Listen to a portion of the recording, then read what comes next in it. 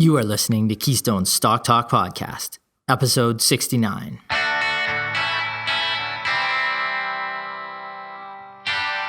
If this is your first time listening, then thanks for stopping by. This podcast is produced every week for your enjoyment, and show notes are found at www.keystocks.com. Come back often, and feel free to add the podcast to your favorite RSS feed or on iTunes. You can also follow us on Twitter at Keystocks and on Facebook or via our 24-hour streaming radio station, pennystocks.fm. And keep submitting your stocks via the usual social channels or at our website, keystocks.com, for our Your Stock Our Take segment. And we just might review your stock in an upcoming show and let you know if it is a buy, sell, or hold. This week, in our Your Stock Our Take segment, we take a look at Intertape Polymer Group, ITP on the TSX, which manufactures and sells a variety of paper and film-based, pressure-sensitive, and water-activated tapes, polyethylene films, protective packaging, engineered coating products, and complementary packaging systems for industrial and retail use. The stock pays a relatively attractive 4.16% dividend, and a listener who has been watching the stock for a while asks us if now is the time to pick up a position. Our star this week is Transat A.T. Inc., symbol TRZ on the TSX, a Canadian company which specializes in the organization, marketing, and distribution of holiday travel in the tourism industry. Powered by competing takeover bids from Air Canada and the private group Mach Inc., shares in Transat have jumped 160% since the end of April. Finally, our dog of the week is InPlay Oil Corp, symbol IPO on the TSX. The company is engaged in the acquisition, exploration, and development of petroleum and natural gas products in the energy segment. InPlay has dropped 27% over the last month following the energy prices, which have slid around 20% over that period in the last 30 days. Is the drop an opportunity or signs of things to come, or a sign of things to come? We discuss. I'm going to get right into the show today. We have a busy show. We're going to talk first off about a recently released report. In fact, it was released yesterday. Keystone's 2019 Canadian Dividend All-Star Report with 4 new buy recommendations. Very excited to release this report. It's about 2 to 3 months in the making. In total, let's give some background on this report. In total, there are 3,139 securities listed on the TSX and TSX Venture exchanges. Out of this group, about 763 pay a dividend or an income distribution. Now, after removing investments such as ETFs or investment funds, we look at individual stocks. The universe of Canadian dividend stocks is reduced to about 352 individual companies. Now, new companies are added to this list and come off this list every year, but right now we're sitting around 352 individual companies. After conducting preliminary research on all 352 companies, we narrowed down the field to 74 stocks, which make up our basic monitor list in this segment. These are companies which we rate as possessing reasonably strong fundamentals with respect to their financial performance, valuation, and dividend sustainability. We do a little digging deep into these companies, dig deeper. From the basic monitor list, we have around 31 companies that make the cut in our criteria in this report. They have overall superior fundamentals, and we include 8 current buy recommendations.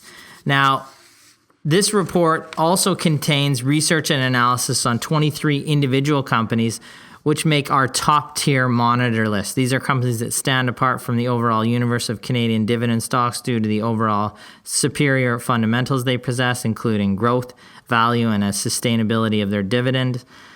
This group of companies is one that we follow closely over the next several quarters. We will continue to follow.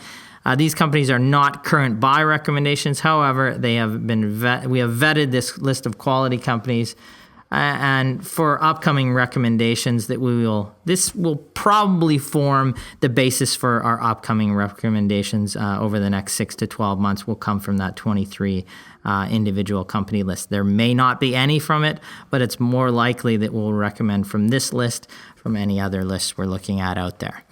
Again, that is available to all of our Canadian income stock clients right away. Just log into your account. It should have been emailed off to you as well. It's available for individual purchase for $599. Or again, if you're a client, you get all of that research, including those 4 new recommendations for no additional charge. As a teaser, one of the new recommendations provides a dividend yield. There's paying a dividend right now of just under 6% and has very strong growth potential, a strong growth profile right now.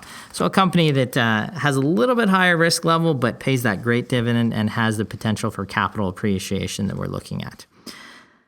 So we're going to get into our Your Stock, Our Take segment. It's time we answer a question on your stock in a little segment we like to call Your Stock, Our Take. Buy, sell, or hold. We have a question that's come in from Marianne via email. It's on Intertape Polymer Group. She says, I'm thinking of starting a position. What is your take? Well, Marianne, I say Ginger and the professor send their love, and we have this following answer for you on Intertape Polymer Group. ITP symbol on the TSX. Currently trading around $18.50 with a yield or dividend of 4.16%, market cap of around $1.1 billion. What does the company do? That's very important. Intertape manufactures and sells a variety of paper and film-based pressure-sensitive and water-activated tapes, polyethylene and specialized films, protective packaging, engineered coating products, and a complementary packaging systems for industrial and retail use.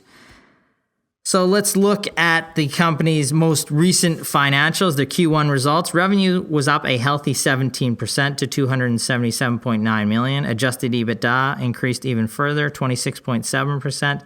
But adjusted earnings decreased to 21 cents per share from 22 in the previous year. A slight decrease, but a decrease nonetheless.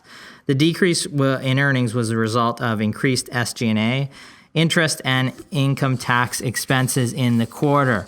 Now, over the last 3 full years, revenue and EBITDA have increased at an average annual rate of 10.6 and 11.5% respectively, and adjusted earnings per share have grown just around the range of 3.1%.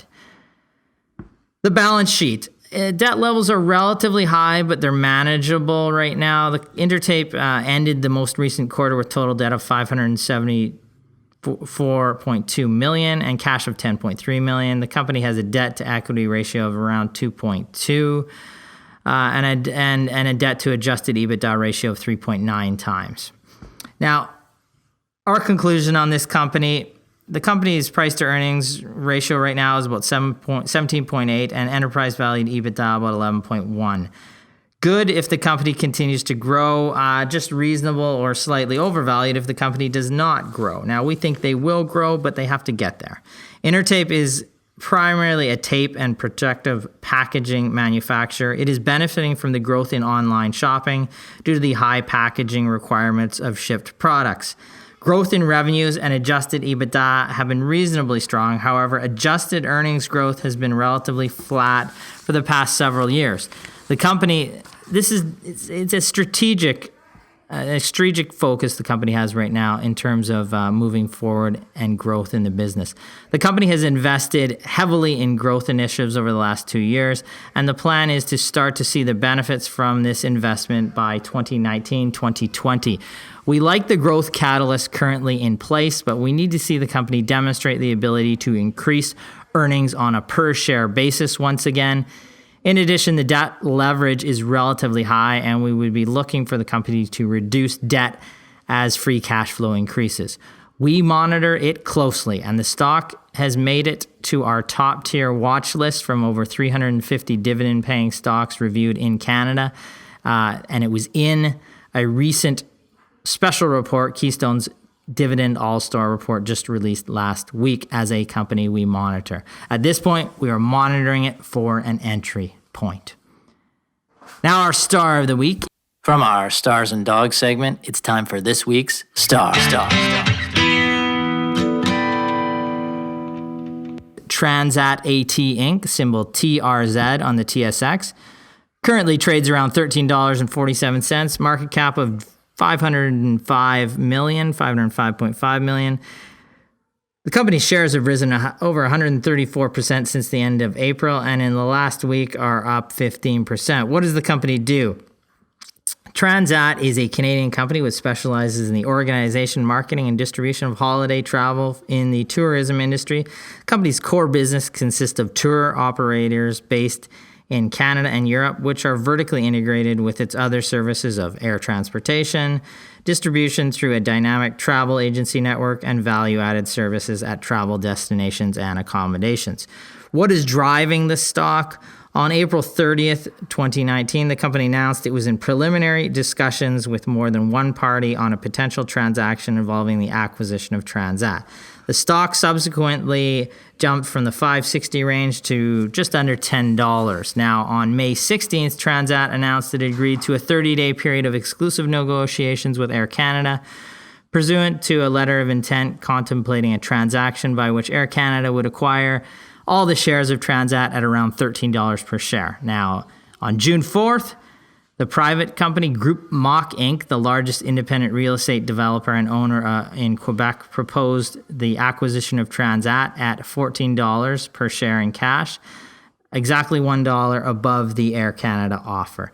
Let's look at the recent financial numbers from Air Transat. Q1 2020 fiscal compared to Q1 2019. Revenues remained at approximately $648 million. Net income was a loss of $49 million compared to a loss of $2 million. Adjusted EBITDA was a loss of $37 million compared to a loss of $28 million. Air Canada deal here was a friendly deal with management support, but it has been criticized by some of the shareholders of Transat and by the Quebec government. So the announcement of a second offer by Mach adds a twist to a deal that had been under scrutiny by the Quebec government, which wants the deal to ensure Transat's headquarters stay in the province. The new offer is conditional on Quebec providing around $120 million in financing, and the Mach pledged that no jobs would be lost in the deal. According to the terms of the Air Canada offer last month, Transat would be able to withdraw the exclusive negotiations if they receive an unsolicited proposal of at least $1 a share higher than the Air Canada bid, and it wasn't matched by the Montreal-based airline. The Mach offer is exactly $1 above, so it suits that criteria. It fits that criteria. Now, we will watch with interest this story as it develops, but the gains over the past month and week give Transat the coveted status of our star of the week. Finally, we're going to get to our dog of the week. From our Stars and Dogs segment, it's time for this week's dog.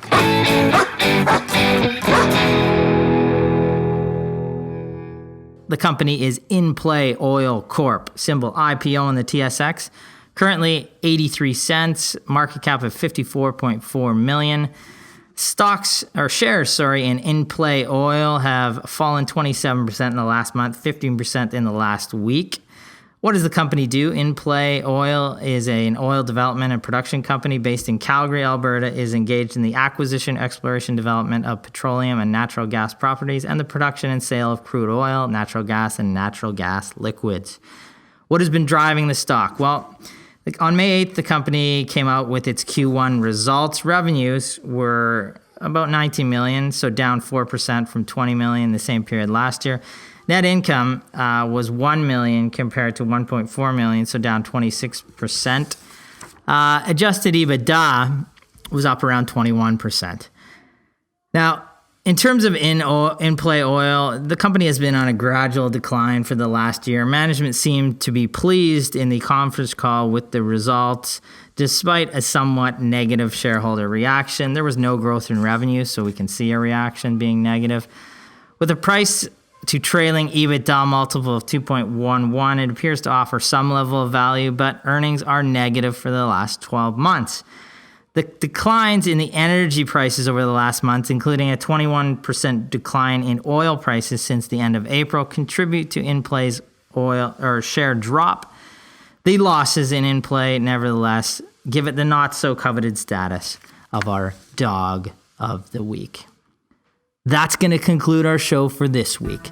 We encourage you to keep listening, keep liking us on Twitter, on anywhere, all the social media channels out there. You can listen to us on iTunes as well. You can rate us and review us there. That helps us gain a broader audience.